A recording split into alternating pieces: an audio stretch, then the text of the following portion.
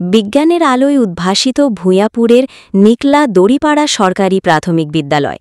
জ্ঞানের আলো ছড়াক, বিজ্ঞানের বাংলাদেশ করাক, এই গতিশীল প্রতিপাদ্যকে ধারণ করে টাঙ্গাইলের ভূঁইয়াপুর উপজেলার নিকলা দড়িপাড়া সরকারি প্রাথমিক বিদ্যালয় প্রাঙ্গণে ব্যাপক উৎসাহ উদ্দীপনার মধ্য দিয়ে অনুষ্ঠিত হয়েছে বিজ্ঞান মেলা ২০২৫।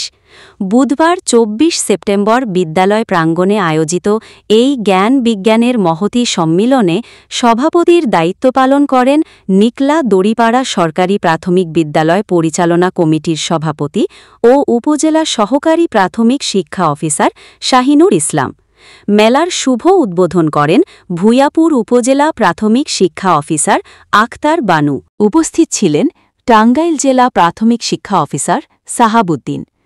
বিশেষ অতিথি হিসাবে অনুষ্ঠানে উপস্থিত ছিলেন সহকারী জেলা প্রাথমিক শিক্ষা অফিসার মমতাজ বেগম, সহকারী জেলা উপজেলা রিসোর্স সেন্টারের ইন্সট্রাক্টর হারুন আর রশিদ, উপজেলা সহকারী প্রাথমিক শিক্ষা অফিসার শফিকুল ইসলাম, বীর মুক্তিযোদ্ধা ও সাবেক ইউপি চেয়ারম্যান নুরুল আমিন মিয়া, ৫ নং অলওয়া ইউনিয়ন পরিষদের প্যানেল চেয়ারম্যান শফিকুল ইসলাম হাসান, নিকলা উচ্চ বিদ্যালয়ের প্রধান শিক্ষক ওয়াজেদুল ইসলাম, বাংলাদেশ প্রাথমিক শিক্ষক সমিতির ভূঁইয়াপুর উপজেলা শাখার সভাপতি রাসেল পারভেজ, উক্ত সমিতির সাধারণ সম্পাদক শহীদুজ্জামান খান, সাংগঠনিক সম্পাদক আব্দুস সালাম মিয়া এবং কার্যকারী সভাপতি তসলিমুল হোসেন, বিশিষ্ট সমাজসেবক খালিদ হোসেন, এছাড়া উপজেলার বিভিন্ন প্রাথমিক বিদ্যালয়ের প্রধান শিক্ষক ও কোমলমতি শিক্ষার্থীরা মেলায় অংশগ্রহণ করেন।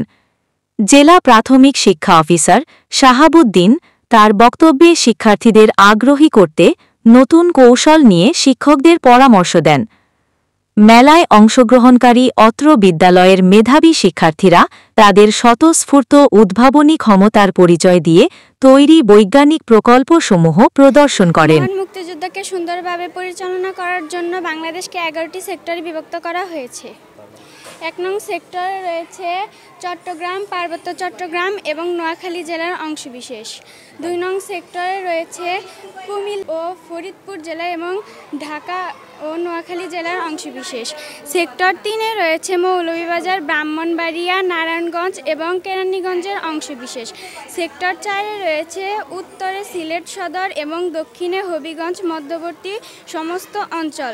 সেক্টর ৫-এ রয়েছে সিলেট জেলার উত্তরাঞ্চল। সেক্টর ৬-এ রয়েছে রংপুর ও দিনাজপুর জেলা। সেক্টর ৭-এ রয়েছে রাজশাহী, পাবনা, বগুড়া ও দিনাজপুর জেলার অংশবিশেষ। সেক্টর ৮-এ রয়েছে কুষ্টিয়া, যশোর ও খুলনা জেলা। সেক্টর ৯-এ রয়েছে বরিশাল, পটুয়াখালী, খুলনা এবং ফরিদপুর জেলার অংশবিশেষ। সেক্টর ১০ কোনো আঞ্চলিক সীমানা নয়, এটি নৌবাহিনীর কমান্ডো নিয়ে গঠিত। সেক্টর ১১-তে রয়েছে আমাদের টাঙ্গাইল জেলা এবং ময়মনসিংহ জেলার অংশবিশেষ। এটি আমাদের জাতীয় স্মৃতিসৌধ। এর ৭টি স্তম্ভ রয়েছে। এর ৭টি স্তম্ভ বাংলাদেশের ৭টি ইতিহাস বহন করে।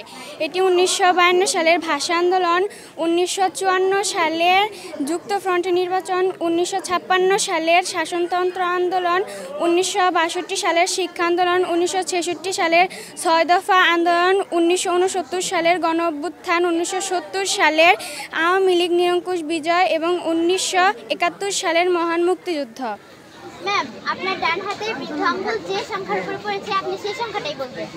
বলবো? জি। এভাবে আমরা সবার মাধ্যমে এভাবে খেলা করে শিখতে পারি।